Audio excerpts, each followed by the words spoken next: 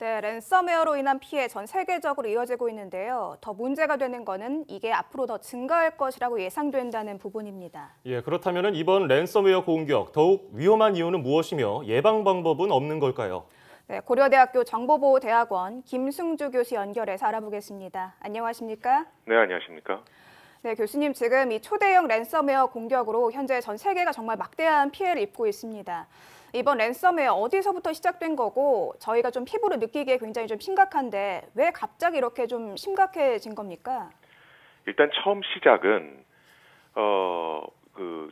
해킹 그룹 중에 한 팀이 미국의 그 NSA라는 국가 정보기관을 해킹을 했습니다. 네. 그때 해킹을 해서 NSA가 사용하던 이런 해킹 프로그램들을 많이 유출을 시켰거든요.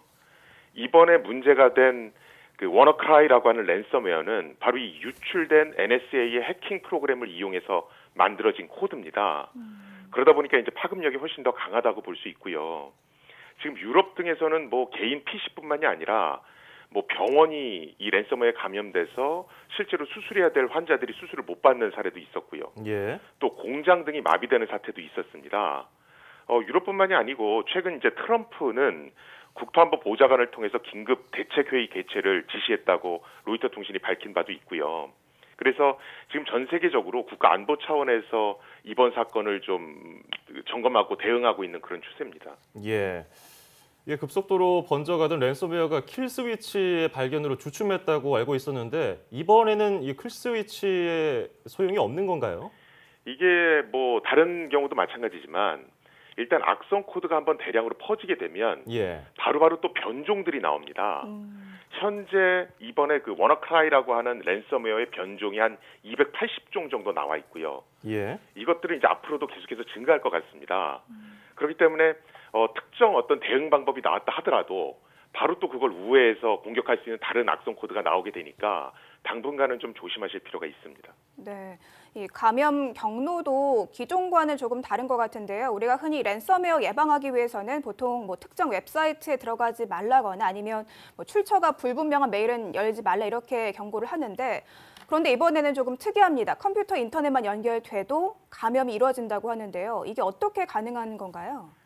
아마 이제 많은 청취자분들이 저 신문에서는 이번 랜섬웨어는 웜의 특징을 가지고 있다, 뭐 이런 문구를 많이 보셨을 겁니다. 네. 예전 같은 경우에 랜섬웨어는 이메일에 첨부된 문서를 클릭한다든지 해서 감염되는 형태였습니다. 그런데 이번 그 워너크라이라는 랜섬웨어의 특징은 그 윈도우즈 운영 체제에 파일을 공유하는 기능이 있습니다. 우리가 뭐 공유 프린터를 쓴다든가 뭐 이런 거 할 때 사용되는 기능인데요. 예. 이 파일 공유 기능의 취약점을 이용한 겁니다. 그렇기 때문에 내가 특정 이메일의 첨부 문서를 클릭하지 않는다 하더라도 어떤 인터넷상에 랜선이 연결만 돼 있으면 그 랜선을 타고 들어와서 공격이 가능하고요. 그렇기 때문에 특히 어떤 회사 같은 곳에서는 회사 내부 직원 중에 한 명이라도 감염이 되면 그게 회사 내부로 급속도로 퍼질 위험이 굉장히 높습니다. 예. 자, 이번 랜섬웨어 공격을 맞아서 현재 한국인터넷진흥원을 비롯해서 여러 보안업계에서 대처 방법을 내놓고 있지 않습니까? 그래서 사용자들도 지금 검색어로 많이 검색을 해보고 있는데 감염 확률을 낮추기 위해서 어떤 대처가 필요할까요? 사실은 평상시에 윈도우즈를 항상 최신 버전으로 업데이트 하셨던 분들은 큰 문제가 없을 것으로 보입니다. 그런데 대부분의 그 한국 국민들께서 뭐뭐 업데이트 하세요. 그럼 바로바로 업데이트를 안 하시거든요. 예. 네. 그래서 아마 업데이트 안 된 PC가 굉장히 많이 있을 거라고 추산되고요. 그렇기 때문에 일단은 컴퓨터에서 인터넷선을 분리시키신 다음에 그 다음에 일단 컴퓨터를 켜십시오. 켜셔서 윈도우 설정 기능으로 가셔서 윈도우 기능 켜기 끄기 부분으로 들어가시면 거기 파일 공유 기능이라는 부분이 있습니다. 예. 그걸 일단 꺼놓으시고요. 그 다음에 다시 인터넷선을 연결하셔서 컴퓨터를 켜신 후에 윈도우즈를 최신 버전으로 업데이트 하시는 것이 지금으로선 가장 좋은 대처 방법입니다. 예.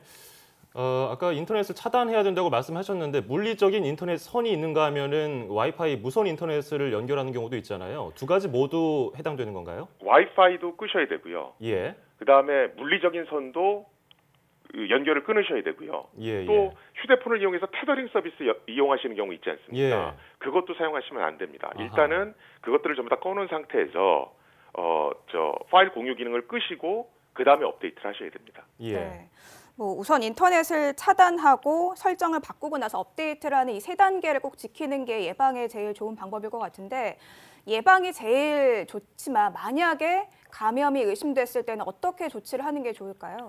지금 감염이 되면 아마 화면에 이렇게 한글이 뜰 겁니다. 네. 뭐라고 뜨냐면 돈을 얼마를 내면 이걸 풀어주겠다, 암호화된 걸 풀어주겠다라는 공지가 뜨거든요. 그래서 그걸 믿고 그냥 돈을 주시는 경우가 많은데 돈을 지불하셔도 안 풀릴 확률이 굉장히 높습니다. 그렇기 때문에 절대로 돈을 보내지 마시고요.